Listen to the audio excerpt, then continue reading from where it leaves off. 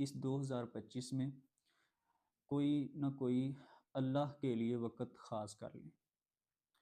میں جملہ دوبارہ بولتا ہوں کہ اس 2025 میں کوئی نہ کوئی وقت یا کوئی نہ کوئی لمحہ اللہ کے لیے خاص کر دیں۔ جہاں آپ کی زندگی کے 24 گھنٹے ہیں نا، وہاں 20 منٹ اللہ کے لیے خاص کر دیں کہ روزانہ بیٹھنا ہے میں نے اور 20 منٹ میں اللہ سے باتیں کرنی اور اللہ کو دکھ سنانے، ناغہ نہیں ہونے دینا۔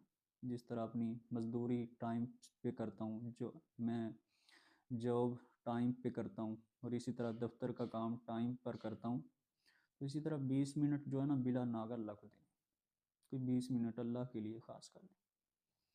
اور اس 20 منٹ میں کیا کرنا ہے؟ اس 20 منٹ میں اللہ سے دل لا کے باتیں کرنی۔ یہ اللہ صرف نیک لوگوں کا ہی نہیں، یہ اللہ سبھی کا ہے۔ جو بھی انسان ہے نا، ہر انسان کا وہ خالق ہے، کہ جو بھی مخلوق ہے سبھی کا خالق وہی ہے۔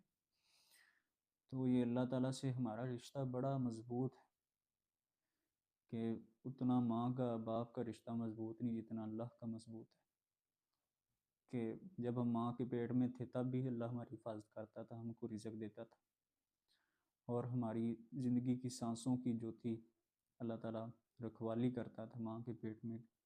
تو اللہ سے ہمارا تعلق بہت زیادہ مضبوط ہے۔ تو یہ 2025 میں کوئی نہ کوئی روزانہ 20 منٹ 10 منٹ اللہ کے لیے خاص کر دیں۔ اس ٹائم بیٹھ کے نا میں اللہ کے ساتھ ہی باتیں کرنی۔ اور دوسرا جو ہے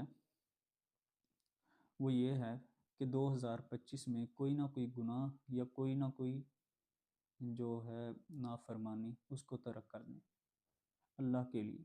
کوئی شرابی ہے تو وہ شراب ترک کر دے اللہ کے لیے، کسی کو زنا کی عادت ہے تو وہ زنا ترک کر دے اللہ کے لیے، کسی کو چوری کی عادت ہے وہ چوری ترک کر دے اللہ کے لیے۔ نبی صلی اللہ علیہ وسلم نے فرمایا جو اللہ کے لیے کسی برائی کو چھوڑتا ہے نا تو اللہ تعالیٰ اس کو اس سے بڑھ کر بہتر دیتا ہے نفع، یعنی دنیا میں بھی اور آخرت میں بھی۔ جو لذتیں، جو نفع آپ کو برائی میں ملتا ہے نا، یا جو فائدہ سمجھتے ہیں برائی میں ملتا ہے، وہ جو ہے دنیا کا وہ نفع نہیں ہے، بلکہ ایک طرف آپ لوگوں کو دکھ دے کے اگر سکھ کی امید رکھیں نا تو یہ بڑی ناممکن بات ہے۔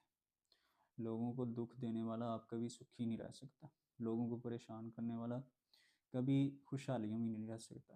اور موجودہ صورتحال جو لوگ ان کاموں میں ملوث ہیں ان کی زندگیاں دیکھیں کہ وہ کس طرح ڈپریشن کا شکار ہیں، انزائٹی کا شکار اور خودکشی کی طرف جا رہے ہیں۔ تو میرے بھائیوں، کوئی نہ کوئی جو برائی ہے وہ اللہ کے لیے چھوڑ دیں، کوئی ایک برائی۔ اور تیسرا جو کام ہے وہ یہ ہے کہ کوئی نہ کوئی سکل جو ہے نا وہ سیکھیں، کوئی نہ کوئی فن سیکھیں اور پورا سال اسی پہ محنت کریں اور اس میں ماہر بنیں، ایکسپرٹ بنیں۔ یہ جو عبادت کا تصور ہے نا دین اسلام میں، نماز، روزہ، حج، زکوٰۃ، صرف عبادت اسی کا نام نہیں، بلکہ آپ جوان ہیں، آپ کو ماں باپ کا سہارا بننا چاہیے، بلکہ آپ کو اپنی بہنوں کا سہارا بننا چاہیے، اپنے بھائیوں کا سہارا بننا چاہیے۔ تو آپ کوئی نہ کوئی فن سیکھیں، کوئی روزگار سیکھیں، کوئی نہ کوئی ہنر سیکھیں، کوئی سکل سیکھیں۔ نبی کریم صلی اللہ علیہ وسلم نے فرمایا حلال لقمہ جو ہوتا ہے نا، حلال روزی ہوتی ہے، اس کے لیے محنت کرنا یہ بھی اللہ کے ہاں عبادت ہے، اس کے لیے محنت کرنا یہ بھی اللہ کے ہاں عبادت ہے، اور یہ بہت بڑی عبادت ہے۔ آج کے دور میں تو بہت بڑی عبادت ہے کہ جس فتنوں کے دور میں دنیا پیسے کی خاطر جسم فروشی کر رہی ہے، پیسے کی خاطر اپنا ایمان بیچ رہی ہے، پیسے کی خاطر جو ہے اپنی عزتیں تک لٹا دی انہوں نے۔ تو لیکن مادیت پرستی کے دور میں سمجھتا ہوں جو حلال طریقے سے رزق کما رہا ہے تو اللہ تعالیٰ کے ہاں اس کی بہت زیادہ شان ہے، عظمت ہے۔ اور یاد رکھیں یہ زندگی جو ہے نا اللہ تعالیٰ بہت زیادہ انصاف کرنے والی ذات۔ اور یاد رکھیں کہ جو حلال روزی ہے نا وہ اگر اپنی اولاد کو کھلائی جائے تو حلال کھانے والی اولاد ہی ماں باپ کے فرما بردار ہوتی ہے۔ اور بندہ حرام کمائی کیوں کرتا ہے؟ اپنی اولاد کے لیے کرتا ہے۔ لیکن خیر جن کو حرام کا لقمہ کھلایا جائے نا وہ ماں باپ کے پھر فرما بردار نہیں نکلتے۔ ہمیں توبہ طائب ہونا چاہیے، کوئی سکل سیکھیں۔